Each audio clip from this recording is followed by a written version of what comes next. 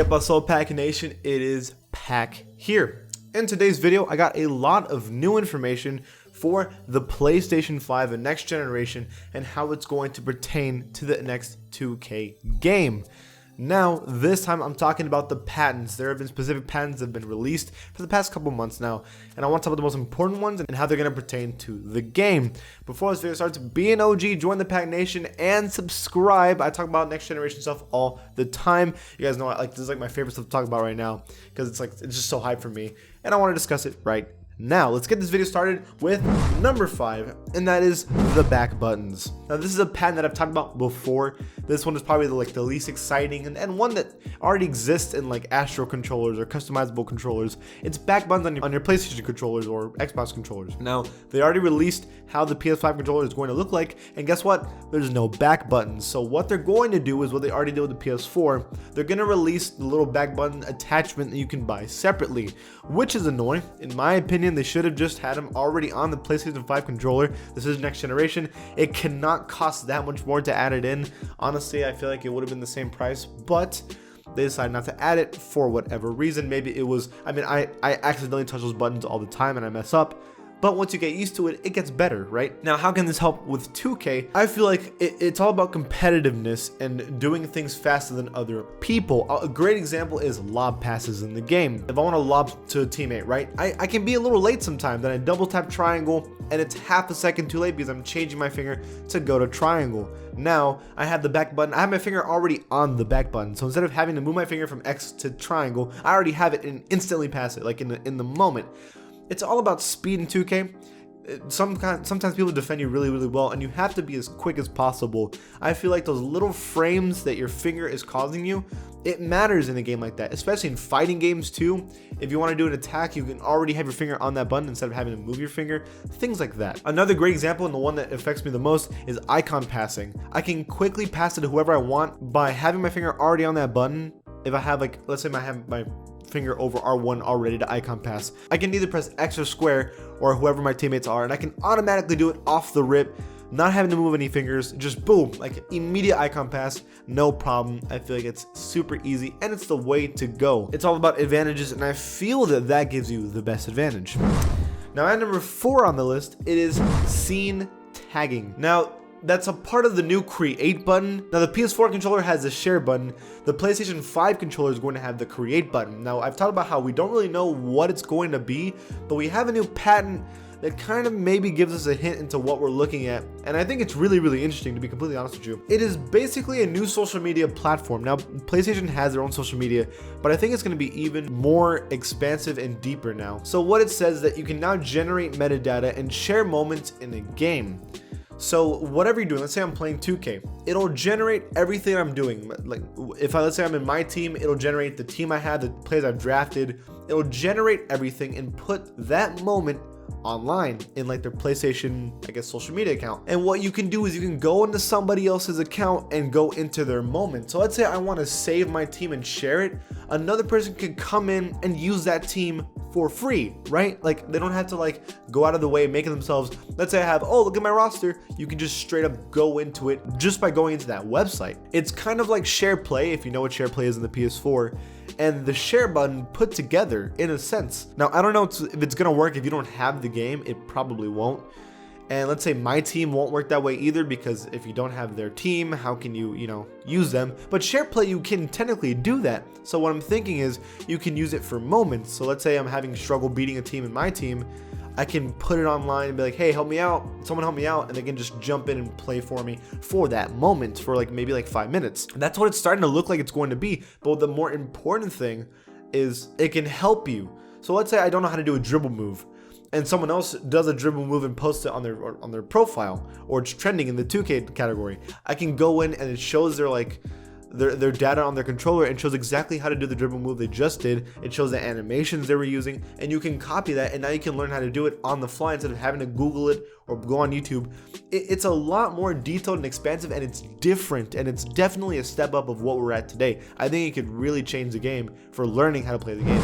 Speaking of that, there's also at number 3, the AI tool. Now this one is essentially an assistant. It's going to be the Siri of PlayStation. This, if I'm having any kind of struggle, let's say I can't figure out how to download something, I can be like, hey PlayStation, and it'll explain to me how to do it. Now you can kind of do that nowadays, or you can just Google it, but this is the difference. Instead of having to pull out my phone, Google something, go anything like that, I can play the game and be like, hey PlayStation, for example, why can I not use a train station in 2K? And it'll give me other examples of people who've played the game and had the same question, and the AI, it's an artificial intelligence, will figure it out and tell you what's wrong or what's going on.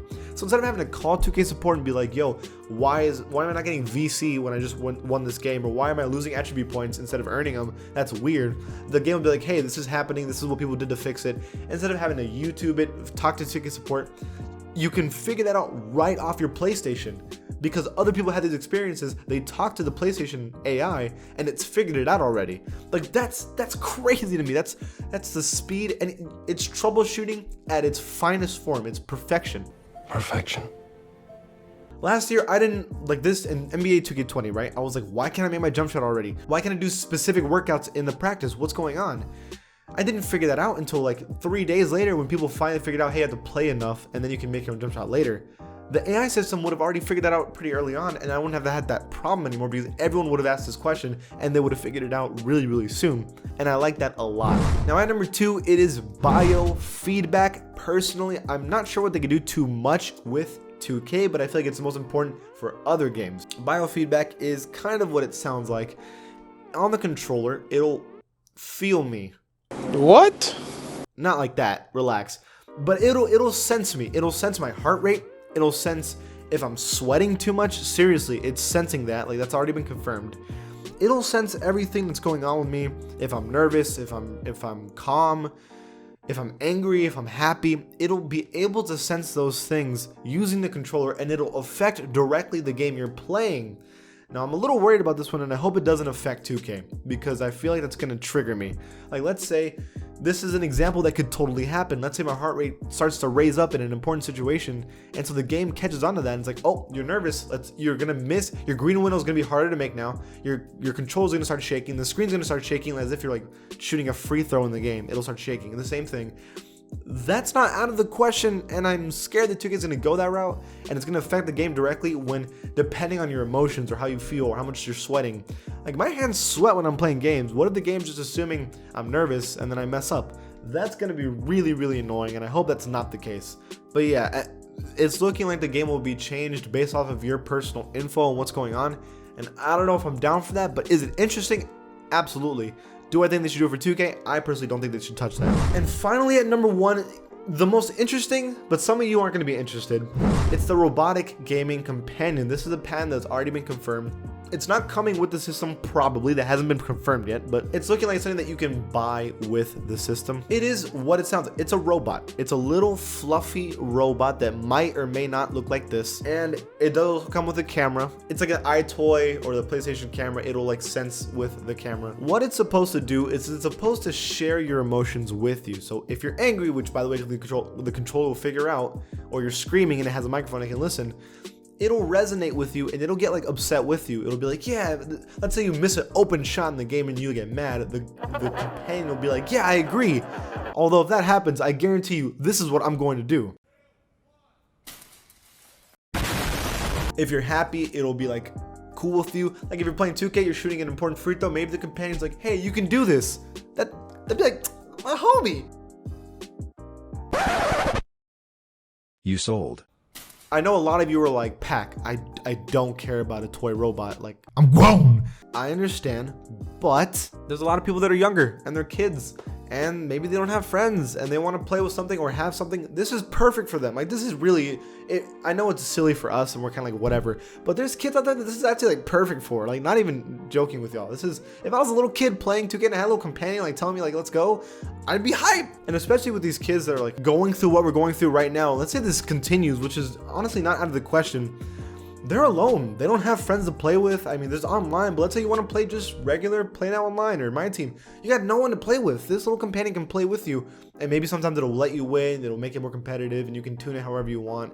Like, this is a really good thing they're doing, in my opinion. It'll even tell you, like, and this is definitely for kids, it'll be like, hey, it's kind of late, you should go to bed. It'll let you know these kind of things, and it's perfect for parents to want their kids to be like watched over, want to play games, or if they're playing too much games, things like that. So I think that's perfect. I know it's silly for a lot of us, but I think it's really, really good for the younger generation playing the game.